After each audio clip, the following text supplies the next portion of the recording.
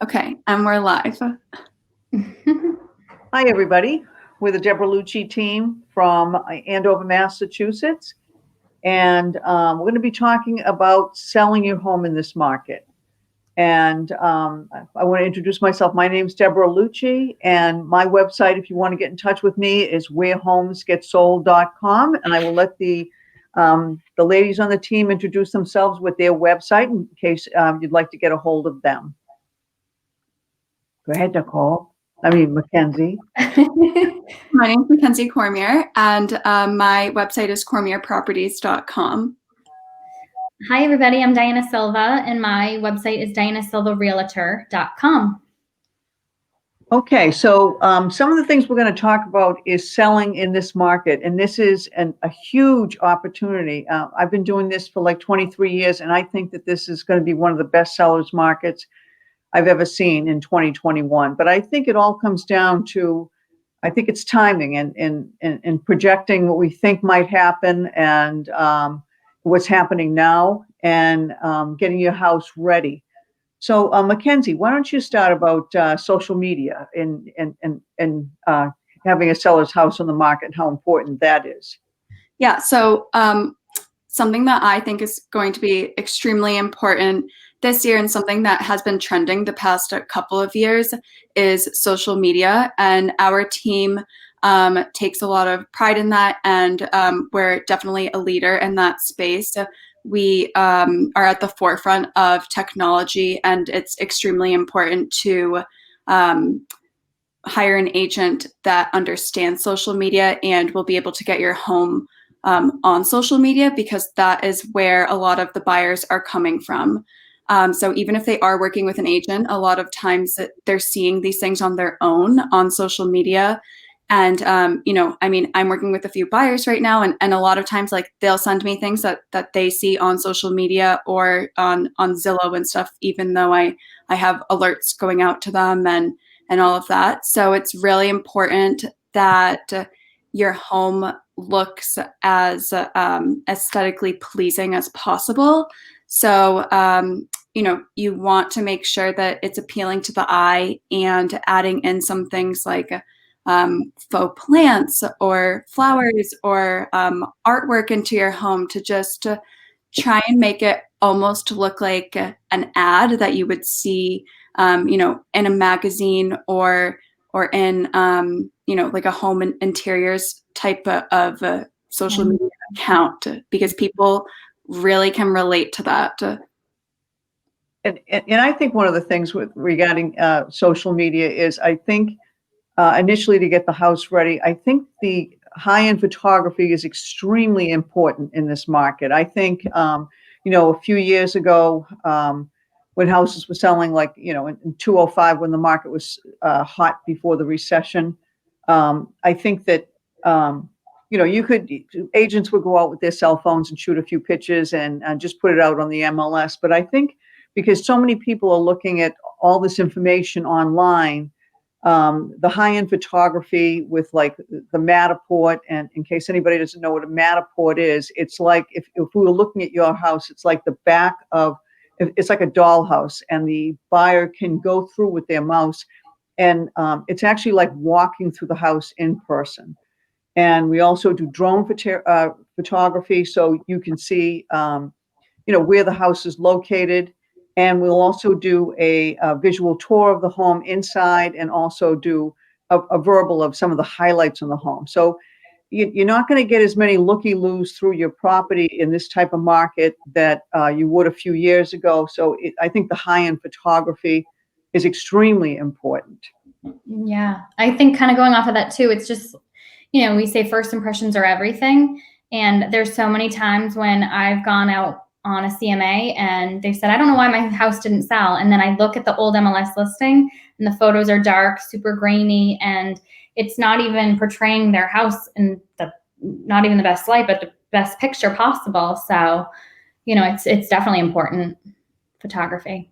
And I think it's hard, that first weekend when you're new and exciting on the market, that's hard to get back if you don't do it properly. And between, having the right, coming soon advertising and getting it out there ahead of time, And also, we're really good about notifying all the brokers, from Boston, and because you've got such heavy inventory in Boston, there's a lot of agents coming out to our area, but marketing to them as well.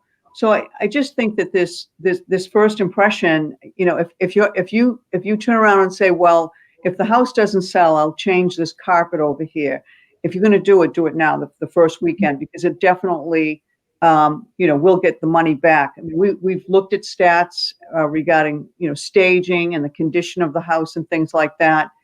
And, a house that shows well gets like about 17% more than a house that needs to be staged with, has wallpaper, older furniture, things like that. So all that first impression can really help. Mm-hmm. I think the virtual tours are also extremely important right now because of coronavirus. A lot of people are hesitant to go out and see a home in person. So, the good thing is by having this, what Debbie was saying a minute ago, that you're not going to get as many people going through the home. It's really just going to be serious buyers. And what I'm finding is that a lot of my buyers are really looking into that virtual tour and the video and the drone photography and everything to kind of judge if they want to go see it in person. So they're kind of using that as the first step to be like, hey, am I really interested in this? Can I see myself, envision myself being in this home? And I think that it's so great how high tech it is today, because you're able to really depict that from the images and video available online. And then in addition to that, you just have some people that are relocating. And so a lot of those people, can't go see something in person if they're in a different state, or, going halfway across the country or whatever else. So it's extremely, extremely important in this market that you're with an agent, that can give you those tools. I think also when we had talked about, I think 2 weeks ago on our Facebook Live, we talked about who was buying, and kind of going off of both what you said is the millennials are the people that are buying, and what they are very visual. So that's all going back to the photography. Like if they're a visual, I'm very visual too, and I want to see it. And if I like what I'm seeing, hey, I want my agent to go and make me an appointment for that house. And it's definitely going to bring the excitement as well. And I think, when you're talking about just photography alone, I mean, this type of photography can be very expensive. So it's, you're going to get a high end, you're going to get a full service agent that is going to give you this type of service. And it's going to end up getting you much more money in the long run if you can have the house staged well. We had 17 Swan that we just put on the market, and they're my old customers. I've sold them several times and I'm crazy about them, but their living room furniture was a little bit old. So even though the condo looked new, all the kitchen, the bath, the floors looked new, the furniture made the house look older. So just a little bit of money was spent, not a lot, but they got a lot more money in return because we were ready. And we did a walkthrough video tour, just doing a little voiceover about some of the benefits of the condo, because not everybody is coming from this area. You've got a huge Boston millennial population coming into Andover. We're very lucky right now that we're in the position we're in. But I think that, this is just a little bit of an investment, but it is a huge return on investment right now in this area. And, some of the other things that we were, talking about a little bit is what people are looking for. They're looking for some home office or classroom type setup. So it's a little bit different. We had a house on One Reservation Road, and there was a room that we really didn't know what to do with. It was, had a kind of a pool table playroom type of, not really sure what was going on. And the stager was very talented, and she set it up as a classroom.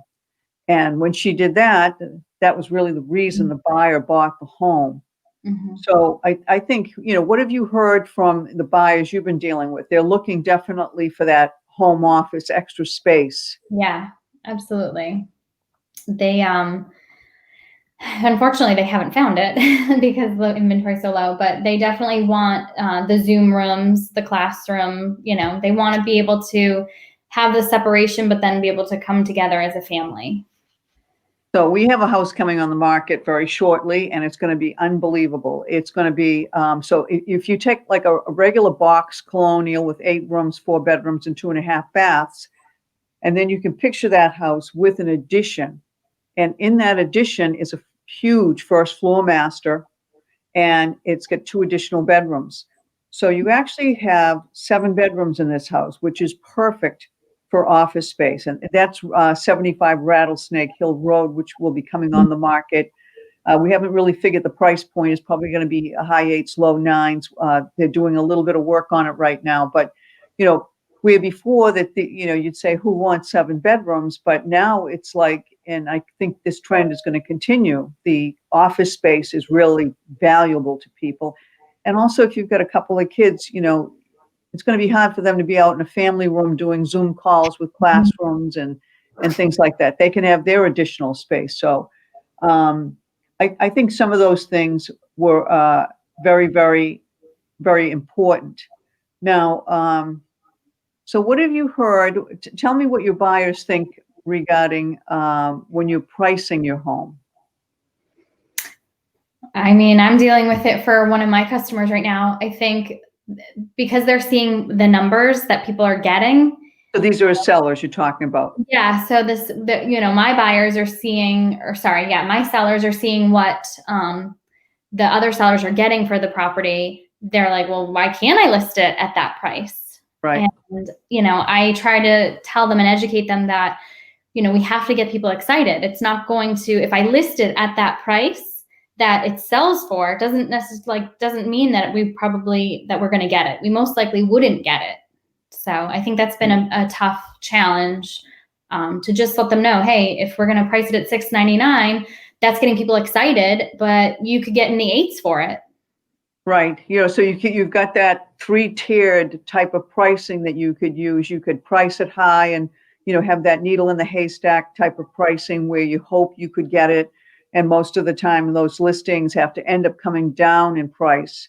And then what happens is the first weekend, everybody's all excited. You're new, everybody's looking for the new listings and you get the most activity in the beginning.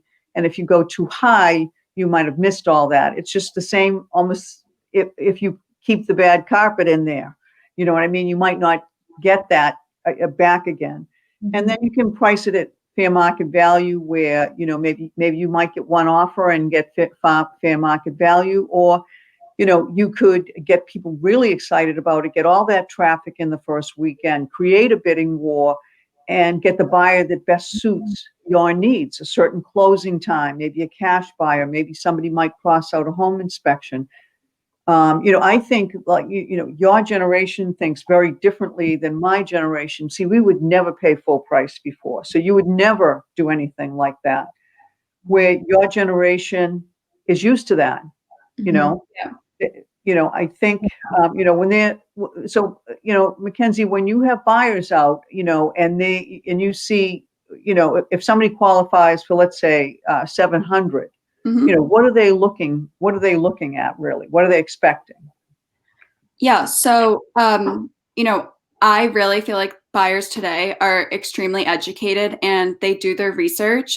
So, like Debbie was saying, they are willing to buy up, but it has to make sense at the end of the day. I think that there's a number in their head when they, if they're pre-approved for a certain amount or if they're going in with all cash. A lot of these buyers are extremely prepared. They've done their research. They know the numbers. They are extremely knowledgeable about the comps, even before a lot of times I go over them with them, or it's a regular conversation that I have with them. I would say pretty much weekly about what's sold in the area that they're specifically looking in and in those neighborhoods and in those streets.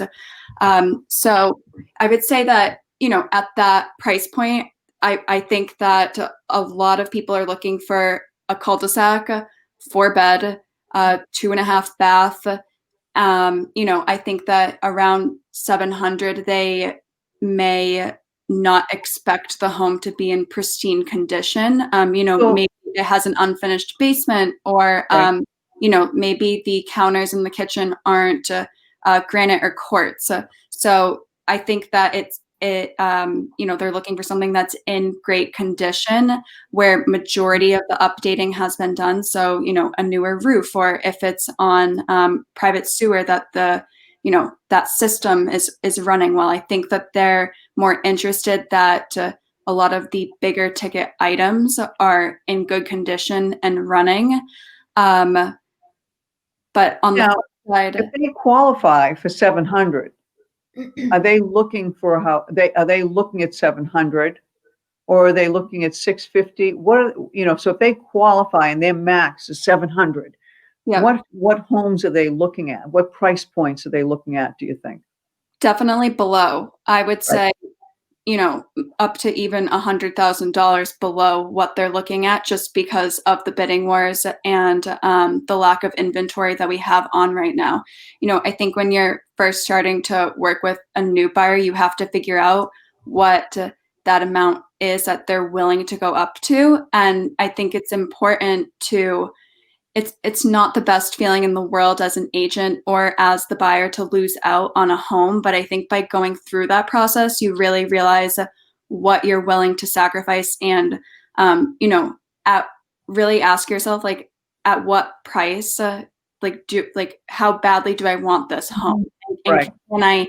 can I afford this? I think that a lot of these buyers are able to buy up because the mortgage rates are so low, but at the end of the day, I think right now, they all have no contingencies, all of these buyers coming in. For the Right. most, I Yeah, would say, we had several homes last year that if an appraiser, if it was, the buyer's agent wrote right in the offer, this is not subject to an appraisal. Because if it was subject to an appraisal, this house would not have appraised. So, this is the market that we're dealing in. And I want to hear what you think, because I've heard very different views about 2021 and what might happen with inventory, interest rates, how that might affect, the beginning half of the year comparison to the end. Because, not only is it important to have your house in show condition for social media and things like that, timing is extremely critical. And I think more now than ever, we know typically what happens in a typical year, but this is not a typical year. So what are you hearing that might happen overall in, the beginning and, more towards the middle and the end of 2021?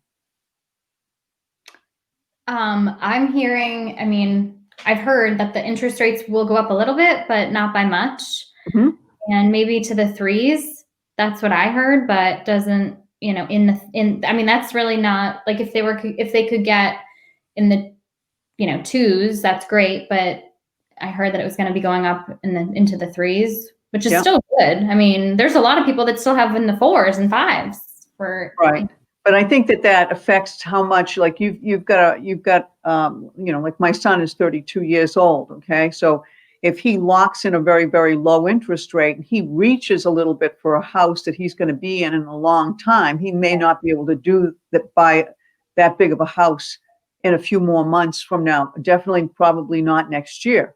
right. So, Yeah. these are some of the things that I think, I think right now, I think there's a huge opportunity, and I'm not sure people are really seeing it, because I think the inventory is so tight. I mean, some of the stats that, we just went over, and I think it changed just a slightly bit today, because I saw a couple things come on. In Andover, there's a total of 15 homes on the market. The Yeah. lowest price point is 425. Mm-hmm.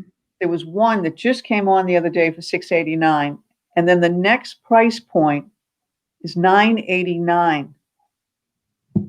So all those other 15 homes are over that $1 million mark. So there is literally no inventory in Andover, and that is such a hot spot for buyers right now. So, to me, I think it's a huge opportunity, in Andover right now to come on at that price point.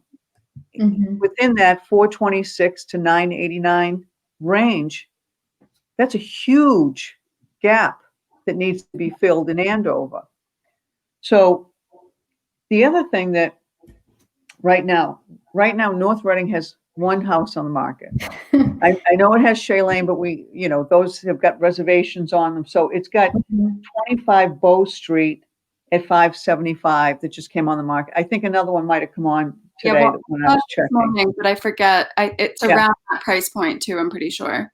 Yeah, Right. North Reading has 4 on the market, right? And those are Shailene. Right. 2 of them are Shay, so there's literally 2. So actually it has 2 houses on the market right now. So you've got buyers and the activity is up like 60% over the showings over what they were last year with no inventory, and you've got this huge demand. North Andover, you've got 11 homes on the market and you have nothing really between 600,000 and 800,000. So, I mean, I think as this market keeps going here, and we hear about it every year anyway with the pretty flowers. My house looks best with the pretty flowers, okay? But you're going to get more competition for your home coming on the market. So it's still basic supply and demand. If they don't have a lot to choose from, these buyers, what's going to happen is it's going to be great for the sellers at this point. So do you think the market is going to be busier at the beginning, first 6 months, or do you think the market is going to be busier at the last 6 months? I the magic ball. I don't know.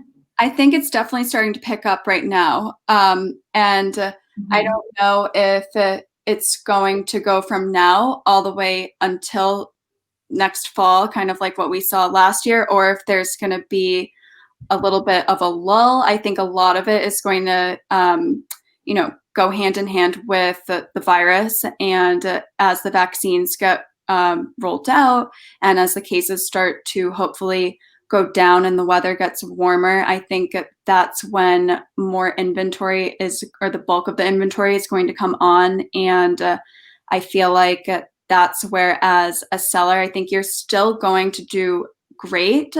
But right now, there's an opportunity. And it's almost like at the very beginning of coronavirus, when we all first, found out about it for the first time. And you remember how everyone was going to the supermarket and the store. Buying toilet paper. Yeah, the toilet paper. That's what the market is like right now. Even from coming soon advertising and before something even there's a sign out in front of it, if we're all jumping on it right away, because there's still a lot of sellers on the fence right now. But the ones that are coming on right now, I mean, I can definitely see deals happening before the home even hits the market. I actually just went to go see new construction in North Reading the other day, and it's not on the market. And I am, trying to find out when it will go on the market, because I would love to get it before it even goes on the market for clients. So it's crazy. It's tough. And I think the thing is too about this is that, the buyers aren't going to try and like undercut a deal. They're going to make a fair offer at that point. So, the seller saying, well, I want to go on the market because then I'm going to have a bidding war. I think that the buyers that have lost out before are so prepared, and they know, how much things are going over because they've done all the research, that they're probably still going to write up a competitive offer, that the seller likes. Yeah, it's honestly, that happened to a couple of my buyers. They were burned on so many other houses they lost out on, that when they finally did get their most recent house that they purchased, they ended up going significantly over asking and overbidding, and they got it. But it's just like they were just so tired of having to compete. Right. I think the mentality is, well, if the rates go up and it's the same mortgage payment for a lesser house, I might as well go up in price and get the house I want and stay with the low rate. That's the thinking. But I know, like, we have like about 6 or 7 houses coming on February. Some March coming on. They're getting ready to come on the market. A lot of the interviewing I've been doing lately is the sellers are like, I know, but there's nothing to buy. Yeah. And this is what they're nervous about. Or, my children want to get out of school, in June, even though they're doing a lot of remote learning, I'm relocating and I need to move after the kids get out of school. What do I do? And, as a seller's agent, I really wouldn't have said this in past markets, but I think these buyers are going to be flexible. I think buyers are like, let me just buy your house, and we could do even like a use and occupancy. We could do subject to you finding a suitable housing within reasonable. They're not going to wait for years on this. Right. If they had to lock in an interest rate, you could talk about use and occupancy. I think that the seller could stay in the house a little bit, then go out and be a good buyer when the inventory gets heavier. And I also think that the buyers are willing to extend closing dates. So, the buyers can't have as many contingencies as, they would like, but the sellers can. So, even though there's not a lot of inventory for the sellers to purchase themselves, it's still an excellent time to go on the market. And the other thing I think fear is like, if you do it right with the virus going around at this time, what do you think some of the things that would help a seller get on the market and not really worry about it so much? What you mean? What could they do to their house? Well, it's also timing. I mean, do you want your house on the market for a month, or do you want your house on the market? If there's a strategy that you can use to. Yeah, I think obviously if they take our advice and get their house show ready and do all of the tips that we've talked about, then, if they price it right, I think it will go very quickly and they won't have a problem and they won't have that fear of, well, what if it doesn't sell? Like, I mean, it's going to sell. It's just a matter of, getting it priced right and finding the right buyer for them. And marketing it properly. If you've done, if you market like we do as a team, and you have that extensive reach, and you have target marketing for the home and bring out its best points, definitely. And so, if I like some of the people I've been interviewing with, I really say to them, can you give me the house just for a few days? Can you can you go somewhere like your mother's, or can you go or the beach house or somewhere just for a few days? And so that way too, if you price that house and have it marketed properly, and we can help you with suggestions on the condition of the property. It should go the first weekend. You can come back. We won't keep bothering you all the time. And your house is under agreement, and it's kind of over before. I know when I get vaccinated, I want to travel a little bit as soon as that opens up. I want to go out to more restaurants. So I don't know. Do you think buyers are going to be wanting? Is the demand going to be down the road as much as it is now?